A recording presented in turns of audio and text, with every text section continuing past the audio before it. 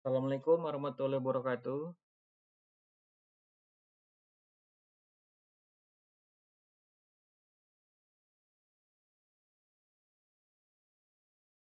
Waalaikumsalam warahmatullahi wabarakatuh.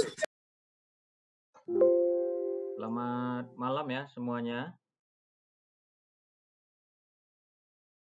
Malam, Pak. Baik ya, untuk materi kita ya. Sebentar ya.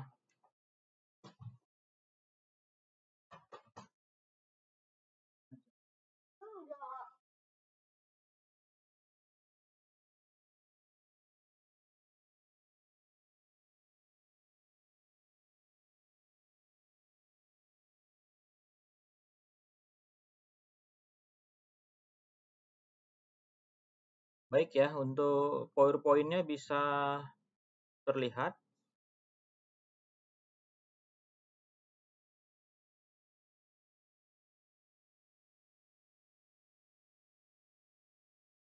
PowerPoint-nya bisa terlihat.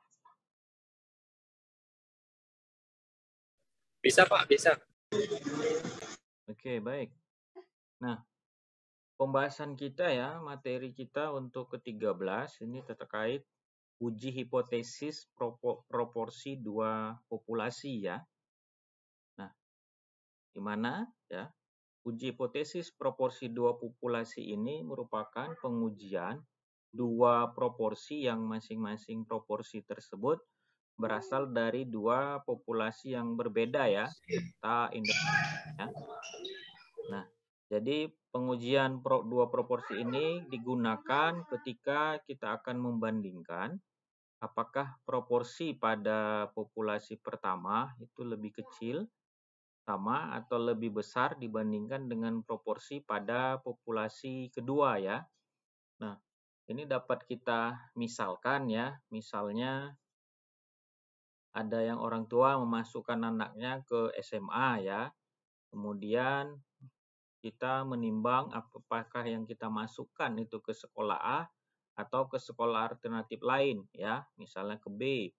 Nah, orang tua meyakinkan menyekolahkan anaknya ke sekolah A apabila proporsi siswa yang lulus ke perguruan tinggi negeri dari sekolah A itu lebih tinggi daripada sekolah B ya. Nah, kemudian kita dapat mengambilan sampel ya dari sekolah A sampai dengan dari lulusan sekolah B ya, di mana sampel tersebut digunakan untuk melakukan pengujian ya secara statistik apakah proporsi siswa yang lulus ke perguruan tinggi negeri itu dari sekolah A lebih besar secara signifikan daripada sekolah di B, ya kan?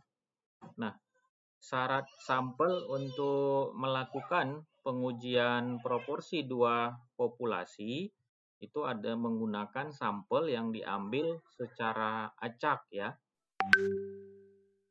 Nah, kemudian tahapan-tahapan dalam melakukan uji hipotesis dua populasi. Yang pertama kita lakukan itu adalah hipotesis ya, di mana hipotesis uji proporsi dua populasi itu ya. Izin Pak, slide-nya belum ganti Pak. Oh, belum ganti ya? Belum Pak. Sebentar ya.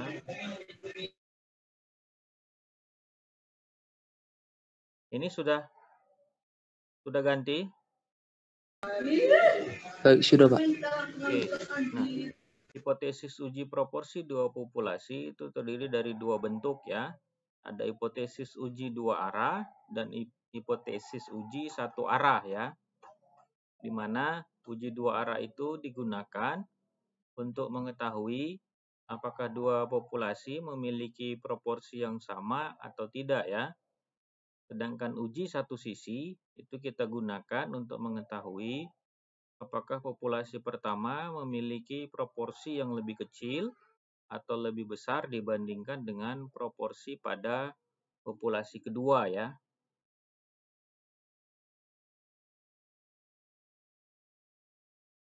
Nah, ini dia rumus persamaan untuk hipotesis uji dua arah ya.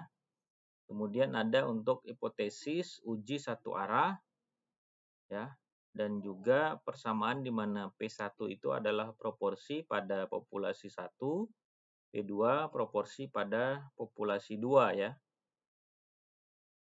Kemudian kedua, tingkat kepercayaan atau tingkat signifikansinya. Jadi pada pengujian statistik, tingkat kepercayaan yang sering digunakan itu adalah 95%, ya. Nah, tingkat kepercayaan tersebut bisa dikurangi sesuai dengan jenis penelitian yang kita lakukan. Misalnya menjadi 90%, ya. Nah, kemudian tingkat tersebut bisa juga kita perbesar jika kita menginginkan tingkat penelitian kita lebih tinggi, bisa mencapai 99%, ya. Kemudian ketiga, statistik uji. Nah, statistik uji yang kita gunakan dalam uji proporsi dua populasi adalah, ini dia persamaannya, ya.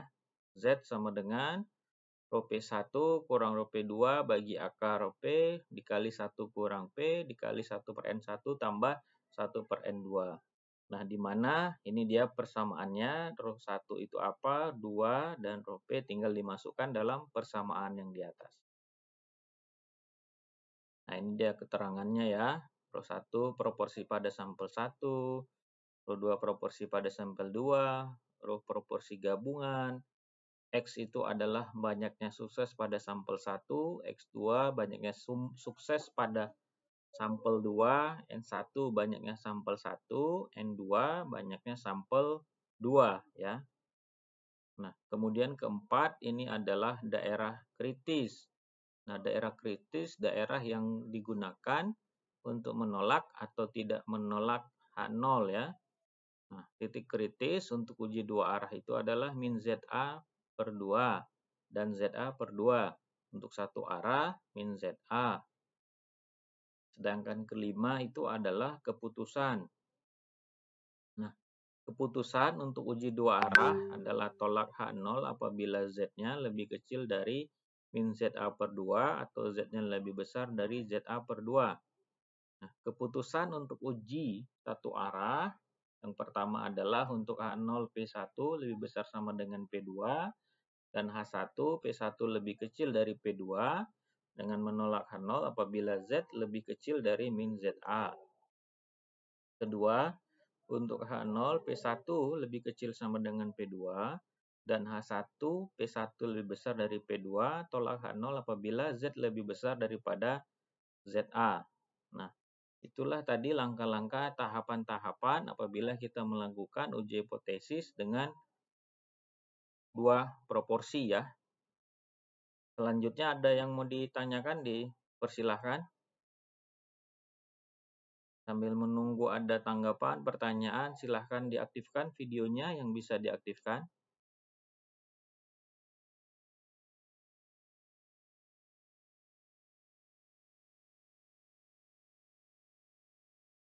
Baik, ada yang mau ditanyakan lagi atau sudah cukup paham?